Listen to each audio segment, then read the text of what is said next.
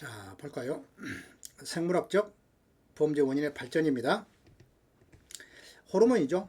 생화학적 불균형에 따라서 범죄 원인이 될 수 있다라는 측면입니다. 슈랍과 스미스, 버만의 슈랍과 스미스와 버만은 그 상관성을 입증을 하고요.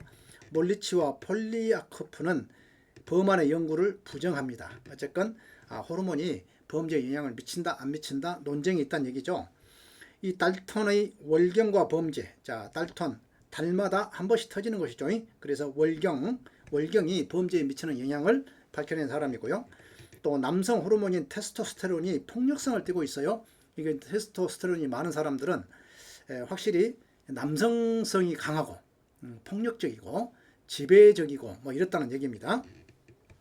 그 다음에 이제 폴링이라는 사람이 영양결핍과 범죄에 대해서 이제 이야기를 합니다.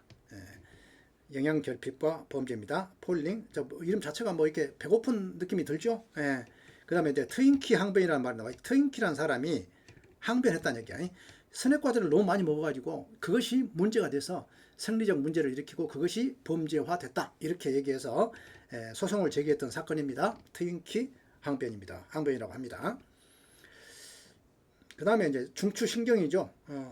뇌와 척수입니다. 중추신경이라고 하는 것은 우리 몸에 이제 신경을 중추신경과 이제 말초신경으로 이렇게 나누죠. 말초신경이. 그런데 중추신경은 뇌에서 내려오는 척수, 우리 이제 척추를 타고 꼬리뼈까지 내려가는 그 기관이 있거든요. 그 안에가 척수라고 해서 신경 전달 물질이 이렇게 흐릅니다. 이걸 우리는 뭐라 하냐? 중추신경이라 한다 이 말이죠. 그러니까 메드닉은 뇌파 검사를 해봤더니 범죄 소년은 뇌파 활동이 매우 저조하다는 얘기야. 뭔가 자극이 약하다는 얘기야. 뇌파가 어떤 상황에 대해서 대처할 줄 모르고 좀 그러한 역량이 약하더라 이렇게 본 거예요. 자, 루이스는 체벌에 의한 신체적, 정신적 손상이 반사회적 경향을 일으키더라. 그 다음에 학습 무력증, 생물학적으로는 학습 능력 저하가 사회학적으로는 학교 생활 부적응을 낳고 이것이 결국은 보상 심리로 범죄에 이르게 된다. 이런 연구를 합니다. 학습 무력증, 공부하기 싫다, 공부 안 된다. 이것이 결과적으로 뭐냐면 생물학적으로는 학습 능력이 저하를 낳고요. 사회학적으로는 학교 생활을 부정하고 학교 생활 부적응이 결과적으로 뭐예요? 사회생활도 부적응하게 된다. 그런데 그러한 보상 심리에 의해서 사실은 범죄는 자극이거든요. 자극을 구한다. 이런 의미입니다. 이 부분은 이제 여러분들 꼭 보셔야 합니다. 시험 문제 자주 출제가 되고 있으니까. 자, 교감신경과 부교감신경이라는 거예요. 자율신경 조직은 우리는 뭐예요? 손으로 이제 뭔가 뜨거운 것을 딱 만지면 갑자기 어때요? 손이 반사적으로 움직이죠. 이 반사신경이라 하고요. 이 자율신경은 이제 여러분들 어떤 위험에 이제 노출되잖아요. 위험. 호랑이를 봤다.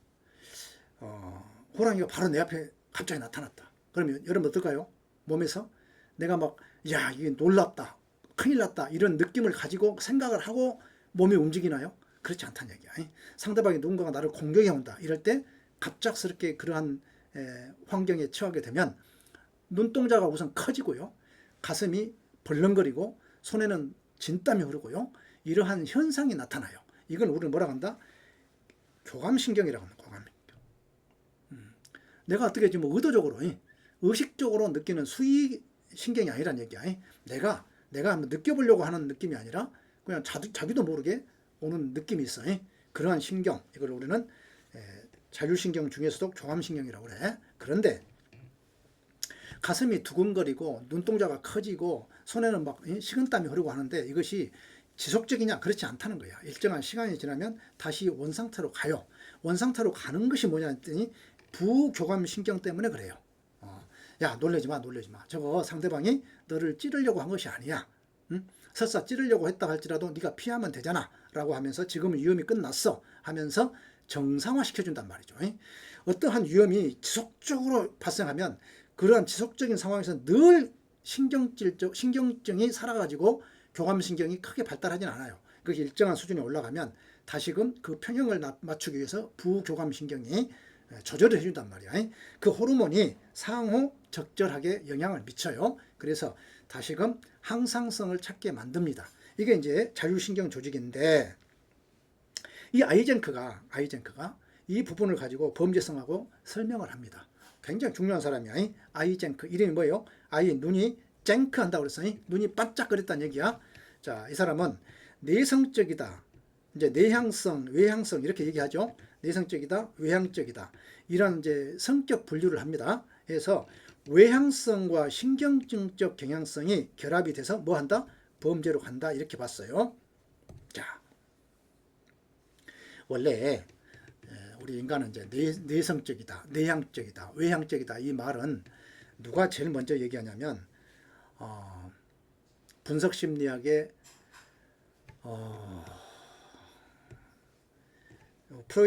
프로이드의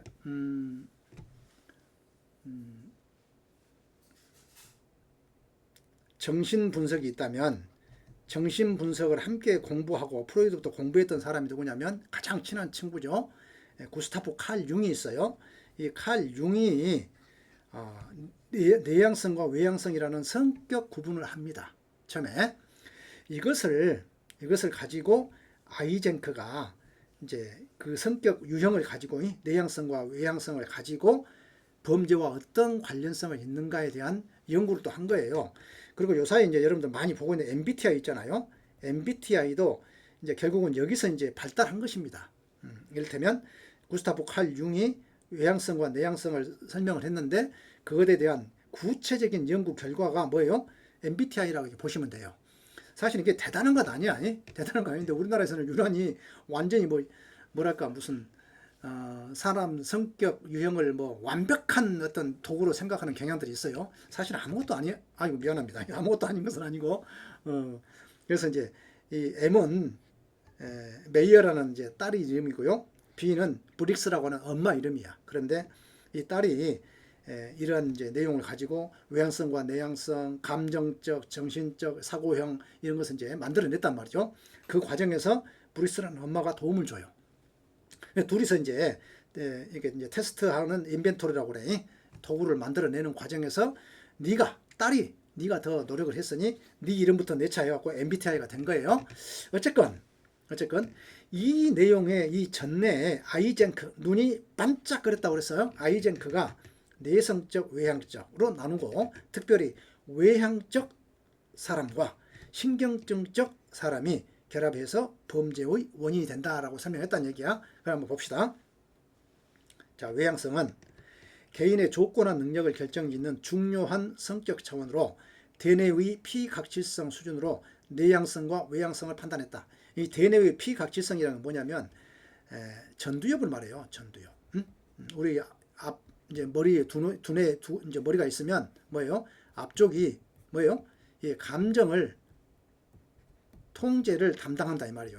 그래서 여기가 이제 이 부분이 많이 발달된 사람은 공감 능력도 있고요. 이렇게 살아가는데 필요한 대인 관계에 있어서의 어떤 적절한 통제 능력을 발달이 됩니다. 이 전두엽이에요. 이걸 우리는 대뇌의 피각질성 수준이라고 그래요. 이것이 덜 발달되어 있는 사람이 외향적이고 너무 많이 발달된 사람은 내향적이다 이렇게 보는 겁니다. 자, 봐요. 외향성은 사회적 물리적 환경의 외적인 자극에 관심이 많다. 이 말은 무슨 얘기냐면 이게 지금 감정 통제가 작게 오잖아요. 이제 우선 내향적인 사람을 먼저 설명할게요. 내향적인 사람은 상대방이 나를 째려보잖아. 그러면 내가 뭘 잘못했지? 이렇게 생각을 먼저 해요. 그러면서 어쩐다? 자율신경 조직이 교감신경이 움직여 버린다니까. 빨리 움직여. 그리고 그것이 오랫동안 지속이 돼요. 그래서 가슴이 벌렁거리고 이런 것들이 오랫동안 지속이 돼. 그러니까 자기한테 책임을 돌린다니까. 상대방이 뭐 하면 내가 무슨 문제가 있지? 왜 저 사람이 나를 쳐다보지? 이렇게 생각을 해요. 반대로 외향적인 사람은 이런 자극에 둔감합니다. 둔감해. 그래서 웬만해서는 놀라지 않아. 그래? 너 왜 네가 나를 쳐다봐? 나를 비웃어? 이 자식 오히려 반대로 간다니까. 그래서 외적인 자극에 관심이 더 많기 때문에 큰 자극이 와야 비로소 교감신경이 움직여. 이런 성향을 가지고 있어. 그렇기 때문에 범죄적 성향으로 간다 이 말이에요. 왜? 뭐 때문에? 자극을 구하기 위해서. 뭔가 심심해서는 우리 인간은 심심하면 못 삽니다. 우리 인간은 기본적으로 인정욕구를 갖고 있어. 누군가로부터 관심을 받고 사랑받고 뭔가 인정받고자. 그것이 긍정적인 건 부정적인 것. 긍정적인 건 좋지만은 부정적인 것이라도 먹고 살고자 해. 그래서 그러한 성향을 갖고 있는 사람이, 외향적인 사람이 그 자극을 좀 더 크게 받기 위해서 하는 행위가 뭐다? 범죄다. 이렇게 보는 거예요. 그러면 신경증적 경향성은 뭐냐? 그 자체의 충동적 속성에 의해서 증폭 기제로 작용한다. 범죄 행동과 관련이 있고 정서적으로 불안정한. 그러니까 외향성보다 훨씬 더 예민한 것을 의미해요. 신경증이다. 신경증. 여러분들 정신병이다 이렇게 되면 이제 아예 그냥 반사회적 성향, 공격적, 자기중심적, 차갑고 비정한 성향을 말해요. 우리 사이코패스라는 말을 많이 쓰죠. 사이코패스. 예, 그렇습니다. 사이코패스를 정신병적 경향성이다. 이 정신병적이다, 신경증적이다 이 말은 무슨 얘기예요? 그러한 유사성을 띠고 있다 이런 얘기야. 뭐 신경증이다 이렇게 얘기하지 않고요. 신경증적 경향성 그쪽으로 가 있다 이런 얘기죠. 그쪽의 성향을 가지고 있다 이런 얘기야. 완전히 비정상은 아니란 얘기야. 여러분들 정신병과 성격 이상자는 어떻게 이제 다루죠? 정신병은요, 자기 자신은 정상이라고 생각해요. 타인은 뭐라고 그래? 비정상이라고 생각을 해. 맛이 같다고 생각을 해.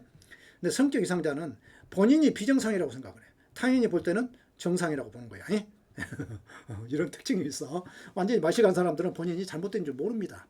몰라. 그래서 정신병적 경향성은 자기 중심적이기 때문에 내가 잘못된 줄은 몰라요. 그리고 범죄를 해.